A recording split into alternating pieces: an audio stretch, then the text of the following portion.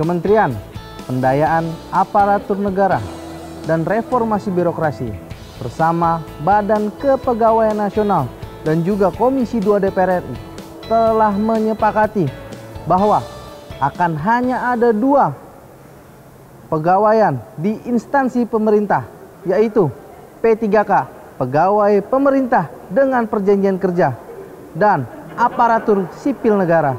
Jadi, tidak ada lagi tenaga honorer di instansi pemerintahan manapun. Namun faktanya masih ada 400.000 lebih tenaga honorer yang belum diangkat menjadi P3K.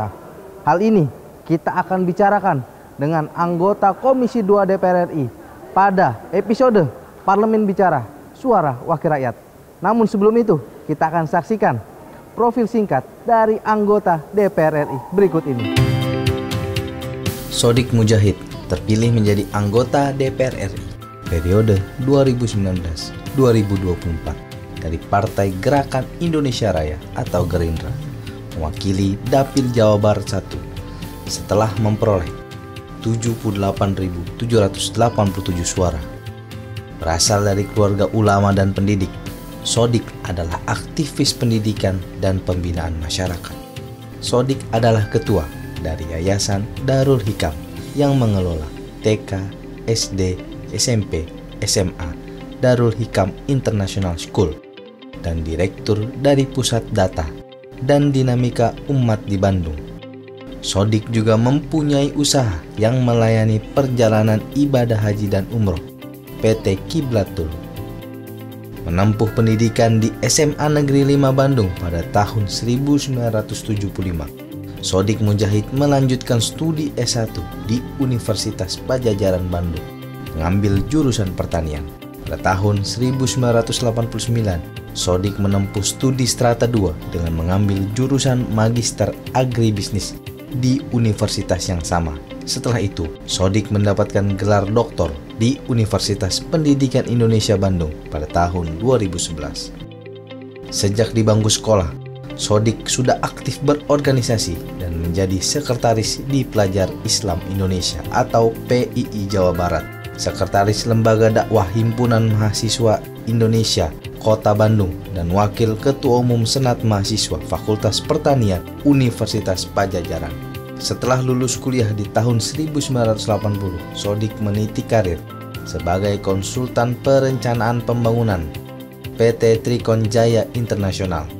Sodik akhirnya menjabat sebagai Direktur Perencanaan dan bekerja sama dengan banyak lembaga keuangan internasional seperti World Bank, IBR, Asia Development Bank untuk pembangunan jalan raya, irigasi, dan transmigrasi. Setelah 15 tahun menjadi konsultan pembangunan, Sodik memutuskan untuk menjadi pengajar. Sodik menjadi pengajar di Institut Manajemen Koperasi Indonesia di Jatinangor dan juga mendirikan Yayasan Darul Hikam. Pada masa ini, aktivitas berorganisasinya kembali aktif dan Sodik bergabung di Ikatan Cendikawan Muslim Indonesia (ICMI), menjadi sekretaris ICMI Jawa Barat, anggota Dewan Pakar Majelis Ekonomi Syariah Jawa Barat, Ketua Majelis Ulama Indonesia Jawa Barat, dan Wakil Ketua Dewan Masjid Indonesia Jawa Barat. Itulah profil singkat dari anggota Komisi 2 DPR RI, Sodik Mujahid, yang fokus dalam bidang pemerintahan.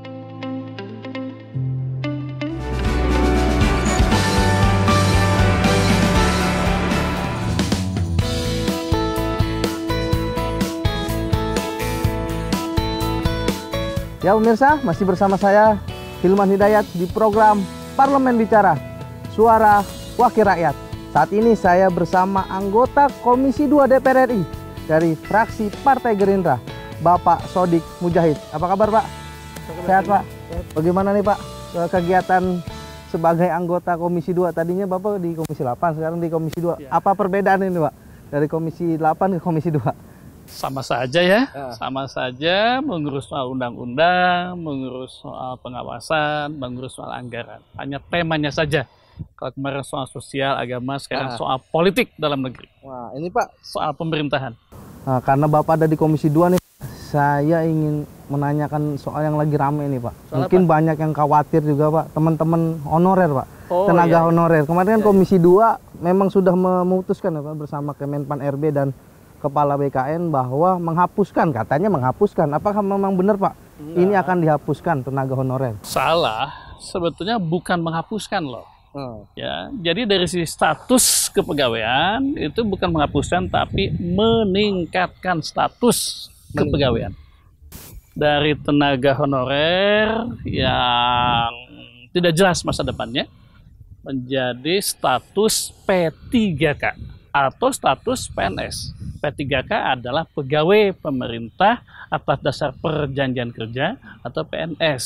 Ya, jadi dari segi status itu meningkat. Statusnya meningkat, kemudian haknya juga meningkat. Itu dari statusnya. Hanya memang ada masalah. Apa masalahnya? Karena dulu masih berstatus honorer dan jumlahnya banyak gitu ya. Sehingga sisa-sisa honorer ini bisa jadi belum terakomodasi dalam waktu yang singkat dalam status yang baru ini, yakni status P3K atau PNS. Ini masih ada 400 ribuan nih Pak, yang belum diangkat, mungkin memang belum diangkat status ya kata Bapak menjadi P3K. Ini bagaimana sih? Jadi kita kalau melihat ke depan ya, melihat ke depan sekali lagi statusnya diangkat dari sekedar honorer menjadi pegawai pemerintah berdasarkan perjanjian kerja atau bisa PNS, jadi tidak ada honorer lagi. Tapi sekali lagi Hilman, ada masalah. Kenapa? Karena dulu statusnya honorer yang sering agak diiming-imingi akan jadi PNS dan dulu jumlah honorernya sangat banyak. Ini yang jadi masalahnya. Tapi DPR itu juga mendorong pemerintah untuk memberikan solusi kepada katakanlah mantan-mantan tenaga honorer ini. Ya, apa solusinya? Pertama dia harus diprioritaskan ketika dia memenuhi syarat untuk jadi PNS atau jadi P3K. Harus dapat prioritas, ya.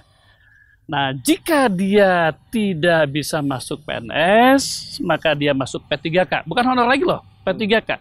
P3 itu saya ulang, pegawai pemerintah atas dasar perjanjian kerja. Beda dengan honorer, enggak? Beda dengan honorer P3K, ya. Satu prioritas masuk PNS, jika tidak masuk karena misalnya usia, dia masuk P3K. Yang sekali lagi itu beda dengan honorer statusnya.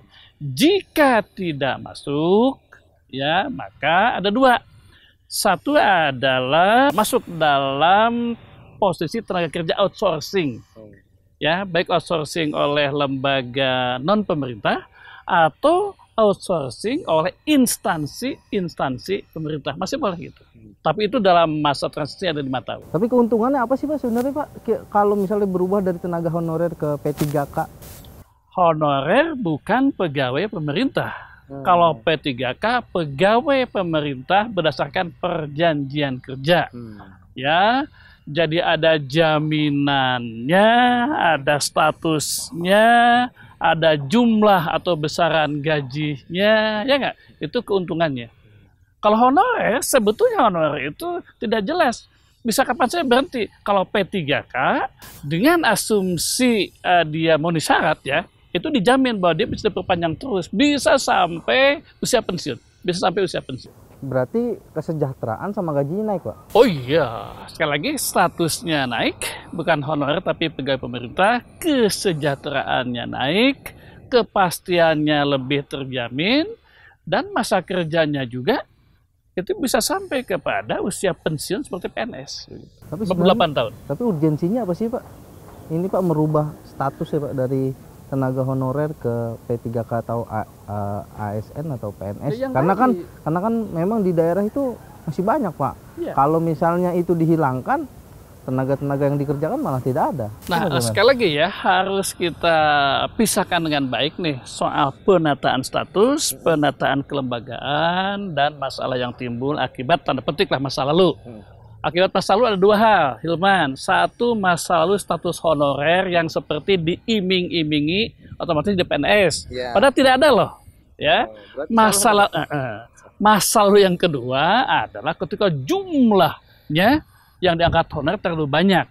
Ya, jadi sekali lagi perjuangan kita memperjuangkan yang dulunya honorer itu, sekali lagi, bukan hanya kita memperhatikan nasib mereka, tapi juga memperhatikan nasib, contoh nih, pendidikan, di mana anak-anak bisa kehilangan guru-gurunya. Itulah sebabnya DPR mendorong pemerintah untuk segera mengatasinya. Satu, memperhatikan nasib mereka. Yang kedua, memperhatikan nasib kinerja pemerintah. Dalam ini saya memberikan contoh ada soal pendidikan dan pengajaran. Tapi dalam nyatanya, faktanya Pak, bahwa di daerah-daerah ini masih banyak Pak yang merekrut tenaga honorer nih Pak. Untuk seperti di kantor-kantor kelurahan, kecamatan, dan lain-lain desa. Pemerintah setempat belum membaca dengan seksama. Belum baca dengan seksama peraturan dari Kementerian PAN dan PRB dan dari BKN. Sekali lagi, sekarang hanya ada dua, satu PNS, yang kedua P3K. Nah, kalau misalnya mau mengangkat, jangan namanya honorer lagi, tapi outsourcing. Namanya outsourcing. Outsourcing untuk apa? Untuk tenaga keamanan, untuk tenaga administrasi, untuk cleaning service, dan sekarang ditambah outsourcing tenaga kependidikan yang untuk mengakomodasi mantan-mantan tenaga honorer itu. Itu hanya dalam masa transisi. Ke depan tenaga honorer ditingkatkan menjadi P3K atau PNS. Itu statusnya. Dan sekali lagi, memang ada masalah akibat masa lalu. Jumlahnya terlalu banyak dan status honorer yang sering diiming-imingi akan naik menjadi PNS. Pak Sodik, kita ngobrol di sambil duduk ya Pak Sodik. Oh iya, bangga. Ya pemirsa, kita akan kembali lagi dalam program Parlemen Bicara, Suara Wakil Rakyat.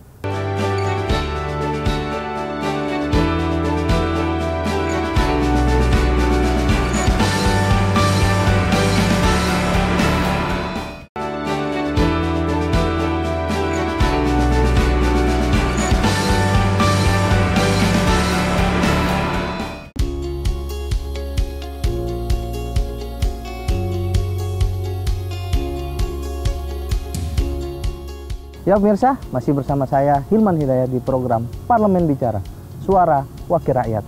Masih bersama saya Bapak Sodik Mujahid dari anggota Komisi 2. Pak, tadi kita sudah sedikit membicarakan tentang honorer. Memang ada informasi yang tidak sampai Pak kepada masyarakat, karena banyak juga ya tenaga honorer, guru, tenaga kesehatan akhirnya datang ke DPR takut. Wah Pak, tenaga honorer dihapuskan, kita mau kerja apa? Bagaimana tanggapan komisi itu sendiri? Memang wajar lah ya, wajar jika masyarakat termasuk tenaga-tenaga honorer yang di daerah itu tidak atau belum mendapatkan informasi yang menyeluruh tentang kebijakan ini. Itulah kita harus menjelaskan kepada mereka sebaik-baiknya. Satu, mereka dinaikkan statusnya. Yang kedua, bisa pilih PNS untuk yang di bawah 35 tahun. Bisa pilih P3K untuk yang di atas 35 tahun. Kemudian diberi masa transisi 5 tahun. Dalam masa transisi ini, mereka bisa outsourcing, masuk ke dalam tenaga outsourcing. Baik itu tenaga masak, tenaga fungsional, tenaga keamanan, tenaga administrasi, termasuk tenaga kependidikan, menyangkut ini tenaga honorer pendidikan. Berarti tidak dibiarkan begitu aja? Tidak dibiarkan. Dan kita selalu mendorong pemerintah untuk memprioritaskan orang-orang yang selama ini sudah bekerja sebagai tenaga honorer, gitu ya. Tapi mohon maaf buat teman-teman juga, karena di dalam undang-undang pun tidak ada jaminan bahwa tidak ada jaminan untuk masuk, tapi ini hanya kebijakan saja, mendorong pemerintah untuk memprioritaskan mereka menjadi P3K atau menjadi PNS. Tapi kalau misalnya nih Pak, dari kedua itu mereka tidak lolos, dari PNS nggak lolos, dari P3K nggak lolos, nah itu tenaga honorer ini akan dikemanakan nih Pak? Pertama, saya katakan sekali lagi bahwa ini bukan hanya persoalan mereka. Saya beri contoh pendidikan atau mungkin juga tenaga kesehatan. Ketika mereka tidak masuk, itu bukan bermasalah kepada nasib mereka saja loh, tapi berpengaruh kepada nasib dunia pendidikan, nasib kepada dunia kesehatan. Kenapa? Karena saya beri contoh soal pendidikan. Sekarang itu guru PNS-nya jauh lebih sedikit loh dibandingkan dengan guru yang namanya guru honorer. Maka kebijakannya maksimumkan mereka masuk PNS. Jika memenuhi syarat, Jika tidak memenuhi syarat, maksimumkan mereka diterima di P3K. Jika itu tidak masuk juga, maka harus dimasukkan ke dalam tenaga outsourcing. Outsourcing tenaga kesehatan atau outsourcing tenaga pendidikan di luar yang tadi, di luar cleaning service, di luar cleaning, di luar security, dan di luar. Berarti sebenarnya udah ada solusinya Pak ya? Saya kira solusi ada, tapi memang kita juga maklum dan DPR akan mendorong pemerintah pusat untuk P3K dan PNS dan mendorong pemerintah daerah untuk membentuk outsourcing itu. Ya, outsourcing itu bisa oleh pemerintah daerah atau oleh swasta bekerja sama dengan kepala unit kantor setempat. Nah, ini anggaran dari mana nih Pak kira-kira Pak? Nah, benar ini ya, soal anggaran ini harus didukung semua. Kalau PNS, P3K tentu saja oleh pemerintah pusat ya. Sementara untuk outsourcing tenaga kesehatan, outsourcing tenaga pendidikan itu diserahkan kepada pemerintah daerah. Dan saya kira pemerintah daerah harus peduli. Dan kita akan dorong. Kenapa? Karena contoh SD kan ditangani oleh pemerintah daerah, SMP. Kalau misalnya pemerintah daerah tidak concern, bagaimana dong nasib pendidikan SD dan SMP? Berarti sudah dibagi kewenangannya ya Pak ya? Sudah dibagi. Tinggal sekali lagi kita pahami, katakanlah keresahan tenaga honorer, ya. Sekarang bukan menuntut jadi PNS-nya saja, kami ingin memprioritaskan, tapi juga kita dorong agar pemerintah pusat dan pemerintah daerah terutama serius menangani tenaga honorer yang tidak masuk kepada P3K dan PNS itu dengan tenaga outsourcing itu. Tapi benar gak sih Pak kalau menurut Bapak kebijakan ini dibuat karena memang beban pemerintah yang sudah terlalu besar akibat pensiun, dana pensiun ini? Saya kira tidak begitu. Ya, jadi prinsip dasarnya adalah ingin meningkatkan tenaga yang katakanlah selama ini statusnya hanya honorer menjadi tenaga yang lebih jelas statusnya, yakni PNS dan P3K. Hanya yang tadi ada dua masalah masa lalu itu, jumlahnya dulu terlalu banyak dan ada kesan bahwa honorer itu harus diangkat ke PNS atau ke P3K. Tapi ini akan kita atasi bertahap. Biasalah ya, setiap kebijakan pasti ada masalah. Mudah-mudahan bisa selesai maksimum 5 tahun. Dan jika sudah selesai 5 tahun, maka kita akan melihat sebuah sistematika kepegawaian yang lebih bagus ya di pemerintahan, bukan hanya honorer tapi P3K dan PNS. Ya pemirsa, masih bersama saya Hilman Hidayat di program Parlemen Bicara, Suara Wakil Rakyat.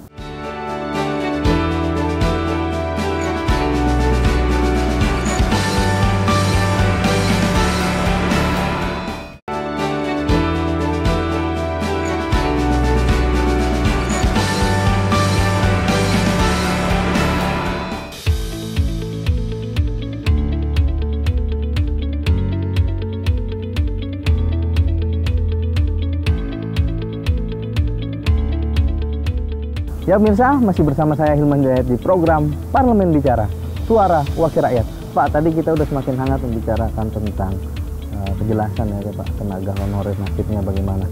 Nah ini sebenarnya, tadi kan Bapak sudah sering menyebutkan bahwa akan ada diprioritaskan tenaga K2 nih yang sudah puluhan tahun, yang gajinya masih kecil puluhan ribu. Nah ini sebenarnya Komisi 2 dan Kementerian sudah menetapkan belum sih Pak aturan-aturan hukumnya untuk ya benar-benar nantinya ada implementasi yang real terkait dengan K2 ini memang ya otomatis diprioritaskan untuk masuk menjadi P3K atau PNS? Ya, satu kesepakatan terakhir antara Komisi 2 dan DPR ya memperkuat undang-undang yang lama tentang ASN.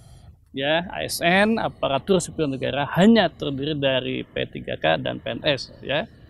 Yang kemudian di sana mengatur tenaga hak dan kewajiban tenaga PNS dan mengatur juga hak dan kewajiban tenaga P3 di mana nanti mantan tenaga honorer itu akan masuk ke sana.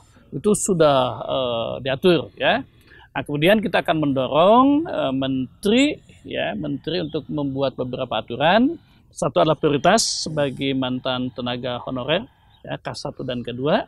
Yang kedua, aturan dari menteri-menteri terkait untuk mendorong daerah-daerah agar mereka agar mereka sungguh-sungguh untuk mengakomodasi mantan-mantan tenaga honorer ini dalam konsep outsourcing, ya, outsourcing. Yang saya ulang tadi, outsourcing dalam atau undang-undang ada outsourcing administrasi, outsourcing tenaga security, outsourcing juru masak. Nah, sekarang ditambah outsourcing yang terkait, misalnya outsourcing tenaga pendidikan atau tenaga kesehatan. Ya, ini nanti akan diatur oleh peraturan pemerintah yang mengikat daerah-daerah untuk mengakomodasi mantan-mantan tenaga honorer yang tidak masuk ke P3K dan kepada PNS gitu ya.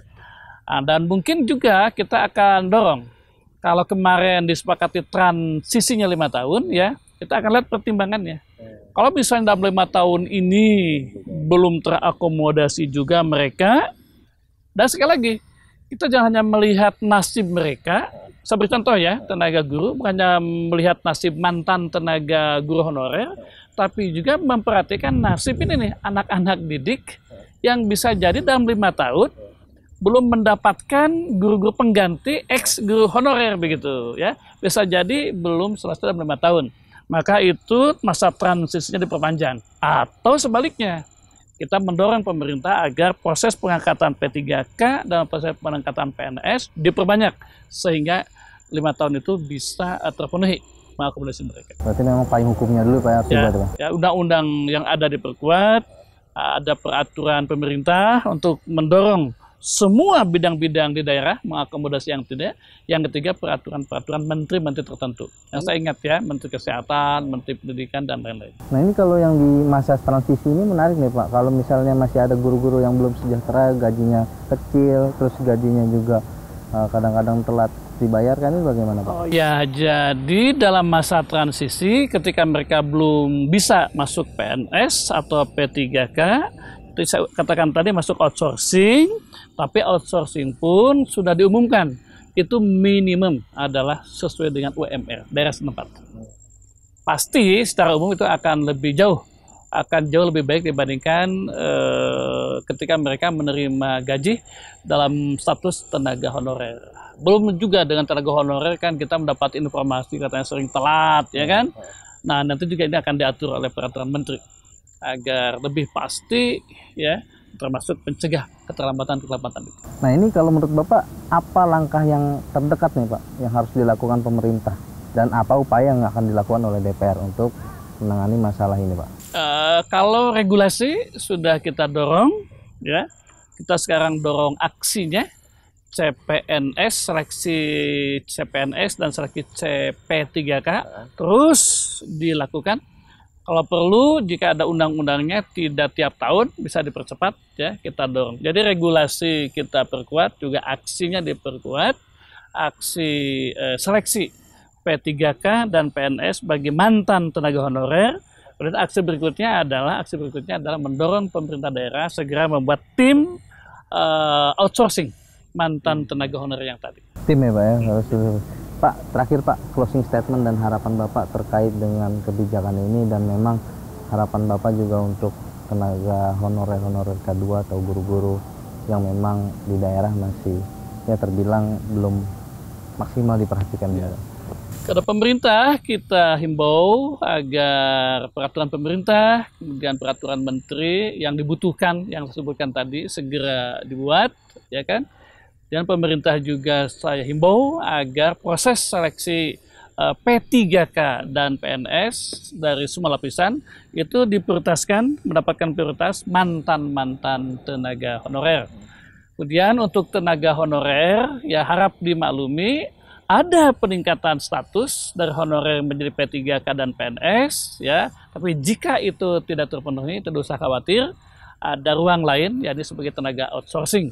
Ya, tinggal kita dorong bagaimana pemerintah daerah segera untuk membentuk tim untuk pengangkatan outsourcing itu. Ditambah juga adalah komitmen pemerintah daerah untuk menyediakan dananya Saya yakin pemerintah daerah harus. Kenapa? Karena pemerintah daerah seperti contoh jika tenaga kesehatannya tidak dikompensasi, jika guru-gurunya tidak dipenuhi seperti yang kemarin, maka akan mengganggu proses pendidikan di daerah-daerah tersebut. Berarti intinya masyarakat atau tenaga-tenaga honorer ini nggak perlu khawatir ya Pak terkait dengan kebijakan ini justru malah akan menguntungkan Pak. Ya, untuk ke depan ini sangat menguntungkan. Ada status yang tadi, tapi maklum masa transisi ada masalah, tapi DPR akan terus mengawasi dan mendorong pemerintah. Ya pemirsa, itulah pembicaraan saya dengan Bapak Sodik Mujahid, anggota Komisi 2 DPR RI tentang tenaga honorer. Jadi kita sudah bicarakan bahwa nantinya pemerintah dan DPR tetap berkomitmen memperhatikan seluruh tenaga honorer, apalagi tenaga honorer K2. Itu akan diprioritaskan, akan ada payung hukum. Jadi masyarakat tidak perlu khawatir. Ada solusi yang terbaik ketika tidak mendapatkan P3K atau PNS, itu akan tetap dipekerjakan menjadi outsourcing. Itu saja pembicaraan saya dengan Bapak Sodik Mujahid. Terima kasih Pak. Ya Pak. Selamat bekerja. Ya, sampai jumpa di episode selanjutnya. Tetap di program Parlemen Bicara, Suara Wakil Rakyat.